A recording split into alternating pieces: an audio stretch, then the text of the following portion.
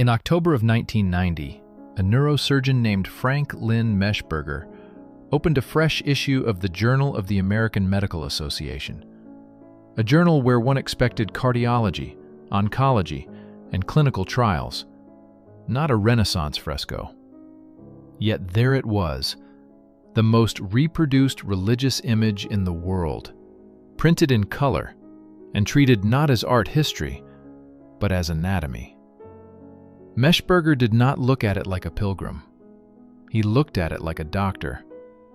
And once he did, the red cloak around God stopped behaving like fabric. What he saw that afternoon did not change the fresco's fame.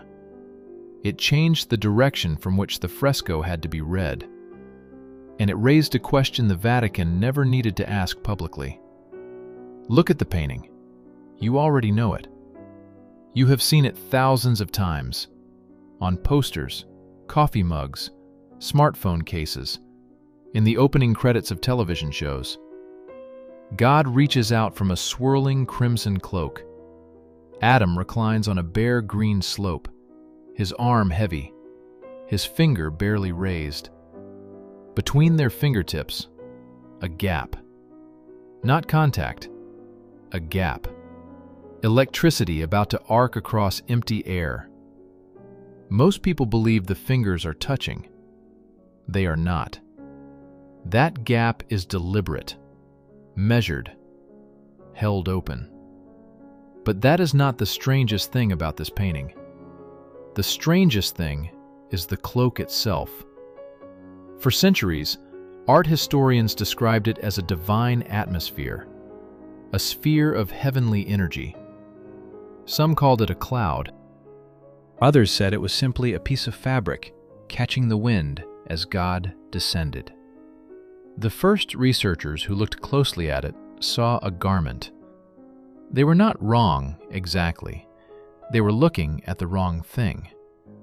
Meshberger, trained to read cross-sections of the human brain the way a musician reads sheet music, recognized the outline immediately.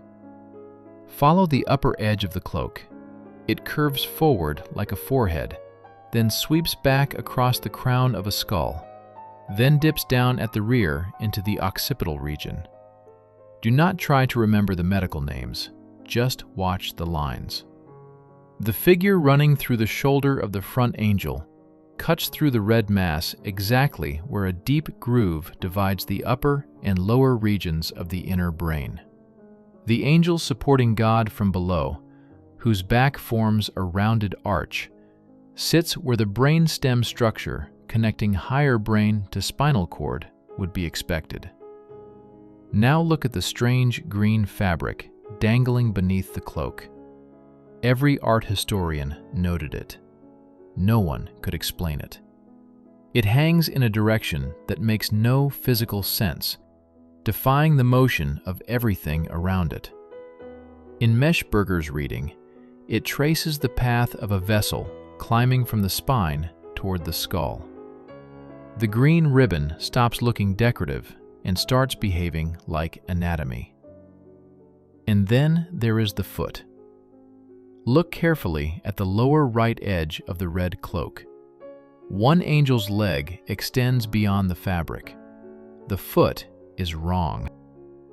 It splits into two lobes, like a cloven shape that has no business appearing in a painting by a man who spent years studying human anatomy.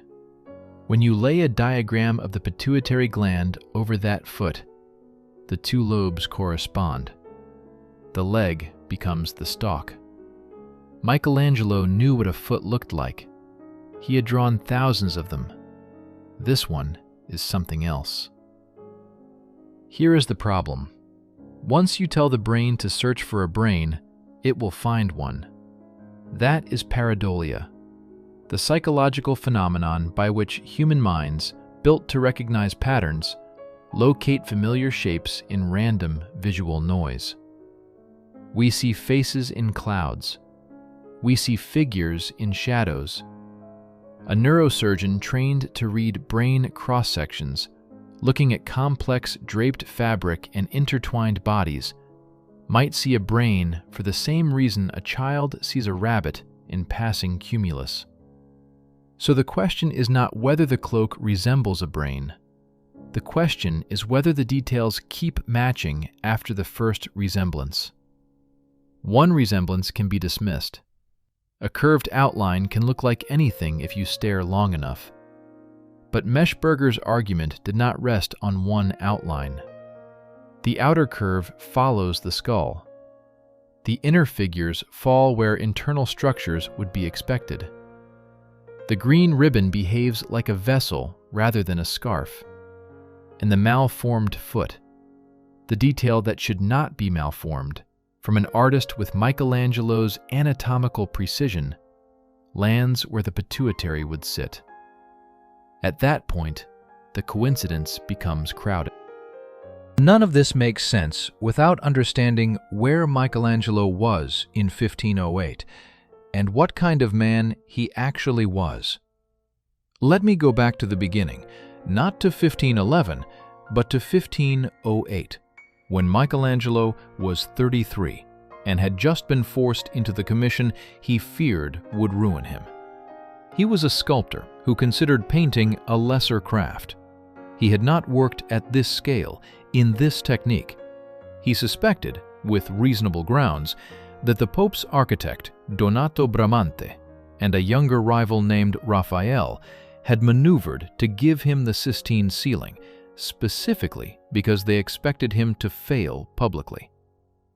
Genius did not protect him from workshop politics.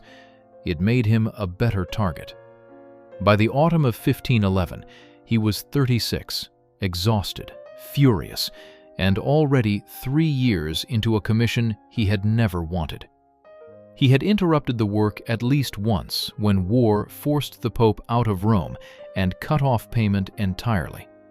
He had followed Julius into an active campaign zone twice to demand his wages. The Pope had threatened to throw him from the scaffolding. What no one counted on was what Michelangelo had already carried in his hands for nearly 20 years. In 1492, his great patron Lorenzo de' Medici died, and Michelangelo lost his position and his income. In exchange for carving a wooden crucifix for the Church of Santo Spirito in Florence, the prior arranged access to something the young artist desperately needed: bodies. Unclaimed corpses from the attached hospital mortuary. Not illegal in every place, not forbidden in every circumstance, but for a young artist cutting into unclaimed bodies in a church hospital, this was knowledge that had to stay private. For years, he went deeper than muscle and tendon. He opened skulls. He studied the folded structures of the brain. He mapped things that had no names yet in Florence, structures that would not be formally catalogued until decades later. He burned his drawings afterward. He kept what he found not on paper, but in memory, and in the precision of his hands. So when he arrived on the scaffolding in 1508, he carried something unusual into the most watched ceiling in Christendom: intimate, clandestine knowledge of the interior architecture of the human head. Michelangelo also wrote sonnets. Not many survive, but the ones that do circle obsessively around a single idea: the primacy of intellect. He wrote that his art came from the mind, not the hands. He argued that the highest gift God gave to man was not breath, not a heartbeat, not a body. It was the capacity to reason. At the Medici court, he had studied alongside Neoplatonic philosophers, Marsilio Ficino, Pico della Mirandola, who held that the soul and the intellect were, at root, the same thing. To truly create a human being was, above all, to grant the ability to think. Now look at what the painting actually shows. Adam's eyes are open. His lungs are working. If you look at his left arm, it is not limp. The muscles are bracing. Adam is already biologically alive. What God is reaching toward him with is not breath. If the red cloak is a brain, and I find it genuinely difficult to see it otherwise, after Meshberger's paper, then God is traveling not in a cloud, but inside the organ that generates consciousness. The transfer between those two fingers is not biology. It is cognition. This was not a safe idea to encode in the 16th century. The Inquisition was not an abstraction. It was a functioning institution. This was not a safe intellectual climate for a painter to suggest that divine likeness might reside in human cognition, that what God gave Adam was not a soul descending from above, but a mind emerging from within. He put that argument on a ceiling, in the Vatican, painted for a pope who was simultaneously waging military campaigns and presiding over an institution selling written absolutions for sins. Rabbi Benjamin Bleck and Vatican scholar Roy Doliner, in their controversial 2008 interpretation of the chapel, argued that Michelangelo filled the entire ceiling with symbols drawn from the Kabbalah and the Jewish Midrash, not from the Catholic Vulgate. The presence of a woman nestled under God's left arm, whom some identify as Eve waiting to be created, others as the Virgin Mary holding the Christ child, and others still as divine wisdom from Kabbalistic cosmology, corresponds to a figure with no equivalent in Orthodox Christian doctrine. We do not know which version Michelangelo intended. He did not leave notes. But the woman is there, tucked under the arm of a God who is traveling inside a human brain, reaching toward a man who is already alive. Something is being passed, something beyond biology. There is one more detail I want to show you. It is the one I find most audacious. Find the prophet Zechariah on the ceiling, one of the panels flanking the central narrative. The face is heavy-jawed, severe, with a nose broken in a fight. Some historians read this as a caricature of Julius II himself, the pope who commissioned the ceiling, who threatened Michelangelo, who vanished into a war and left the artist unpaid for months. The face, in this reading, belongs to the man who owned Michelangelo's labor for 4 years. Now look behind the prophet's head. A small angel stands just over his shoulder. The angel's hand is raised. The fingers are curled into a gesture the Italians called the fig, roughly equivalent to an extended middle finger, one of the most obscene insults available in Renaissance Italy. The angel is pointing that gesture directly into the back of the prophet's head.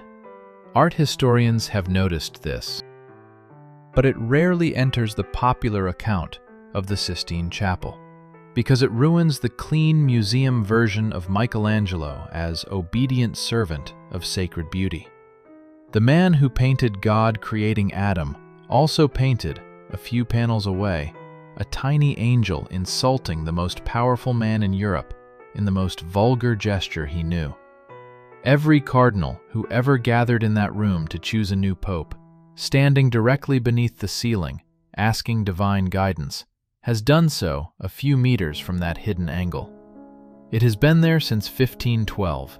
In 2015, a researcher named Davis de Campos published a paper in the journal Clinical Anatomy demonstrating something about the gap between the fingers.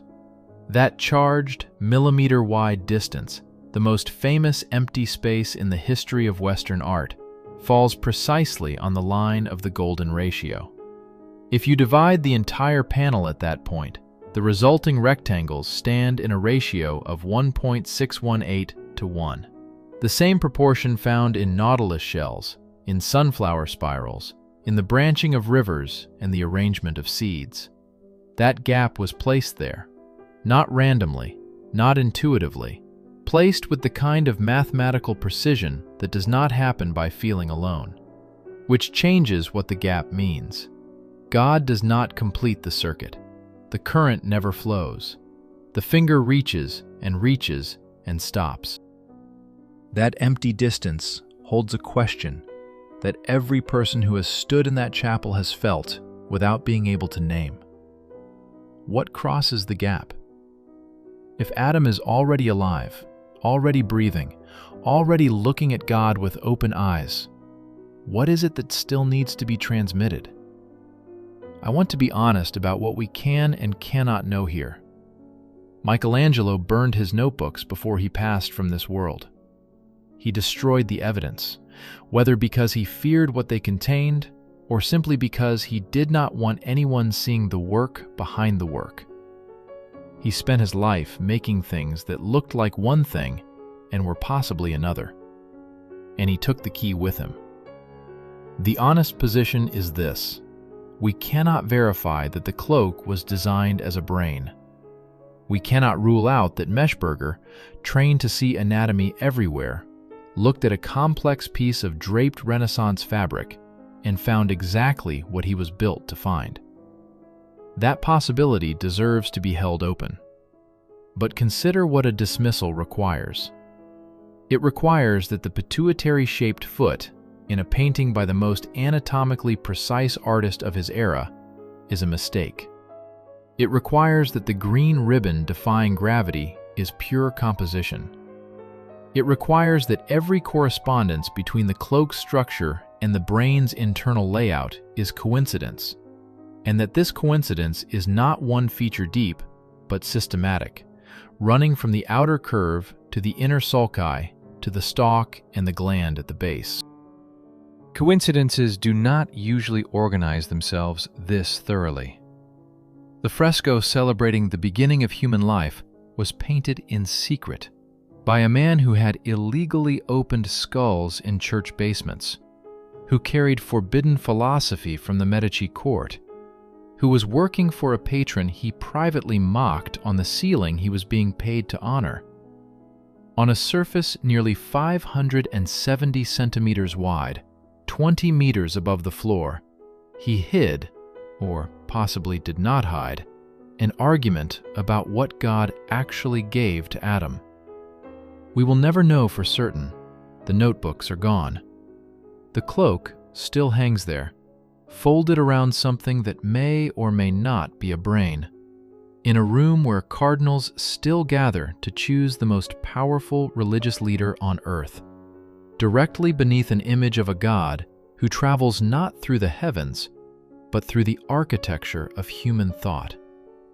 The secret is still on the ceiling. It has been there for 512 years. If Michelangelo really did hide a brain inside the Sistine Chapel, then the question is not only what he knew, it is what he believed God had given Adam: a body, a soul, a command, or the one thing no institution can fully control once it appears inside a human being: the power to think. Here is what I keep returning to: that foot, the split, two-lobed foot that hangs below the red cloak, which Meshberger identified as the pituitary gland. The pituitary governs hormones. It regulates growth, reproduction, the body's responses to the world. Every person alive right now is running on signals from a small, two-lobed structure at the base of the brain. The same structure a man in a cold Florentine basement held in his hands in 1492 and looked at under candlelight and did not forget. What do you think he was looking at when he painted it?